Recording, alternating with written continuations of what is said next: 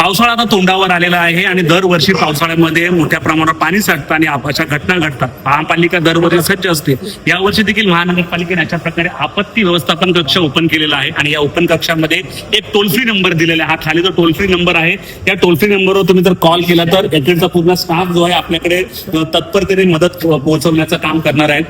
सध्या महापालिकेकडे आव्हान असणार आहे की ज्या धोकादायक इमारती आहेत त्या पडतायत, त्यावेळी मदत करणं हे फार मोठं आव्हान असतं. अशा वेळी संपूर्ण टीम कामाला लागणार आहे आणि वसई विरार शहर महानगरपालिकेमध्ये पहिल्यांदाच असं आपत्ती व्यवस्थापन केंद्र ओपन केलेलं आहे आणि इकडच्या कर्मचाऱ्यांना जे आहे की एनडीआरएफ टीमच्या थ्रू त्यांनी प्रशिक्षण दिलेलं आहे. त्यामुळे लवकरात लवकर आपली टीम जर आपल्या शहरामध्ये पाणी साठलं किंवा लाईटची रिलेटेड समस्या झाली तर तुम्ही ह्या टोल फ्री नंबरवर कॉल केला तर यांची टीम जी आहे पूर्णपणे आपल्यासाठी मदतीला धावेल.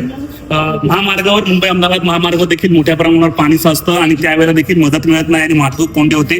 त्यावर देखील अशा प्रकारची की टीम पूर्णपणे काम करणार. नेमकी आपत्ती व्यवस्थापन केंद्रामध्ये काय काय मदत मिळू शकेल यावर महापौर राजीव पाटील आणि आयुक्तांनी स्वतः काय माहिती दिली आपण ऐकूया. आपत्कालीन व्यवस्थापन हे महत्वाचं आहे. पावसाळा आलेला आहे आणि तिची आपत्कालीन परिस्थिती निर्माण झाली तत्काळ त्याला सहाय्यता करणं हे महापालिकेचं कर्तव्य आहे. त्यासाठी संबंधित आयुक्त आणि आमचे सर्व नगरसेवक यांच्या संकल्पनेतून सर्व विभागाच्या प्रमुखांची चर्चा झाली. त्यांना बोलवण्यात आलं आणि या चर्चेअंती काय काय करायला पाहिजे त्यासाठी एकत्रित कुठून तरी एक व्यवस्थापन केंद्र एकाच ठिकाणी सगळ्या विभागाचं म्हणजे या अनुषंगाने महापालिकेमध्ये तिथे फॉरेस्ट असेल, रेव्हेन्यू असेल, सगळ्याच विभागाचे प्रमुख किंवा त्यांचे कर्मचारी या ठिकाणी दिवसरात्र 24 तास असणार आहेत आणि ते केंद्र काम 24 तास चालू राहणार आहे. आज वसई विरार महापालिकेच्या 3ऱ्या माळ्यावर आज त्याचा उद्घाटन.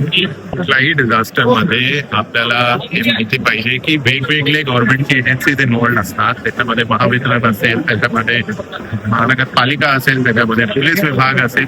तर हे सगळे डिपार्टमेंटचा कोऑर्डिनेटेड रिस्पॉन्स व्यवस्थित पद्धतीने झाला पाहिजे. त्या हेतूने आपण आज इथे डिझास्टर मॅनेजमेंट सेलचं उद्घाटन केलेलं आहे. याच्यामध्ये वेगवेगळे डिपार्टमेंटचे प्रतिनिधी ते त्यांचे उपस्थित राहणार आहे पूर्ण हे पावसाळ्याच्या सीझन मध्ये. आणि कुठल्याही प्रकारचा इन्सिडेंट झाला तो एक कोऑर्डिनेटेड रिस्पॉन्स सगळी गव्हर्नमेंट एजन्सीजच्या मार्फत आपल्या कंट्रोल सेंटरच्या माध्यमातून होणार आहे.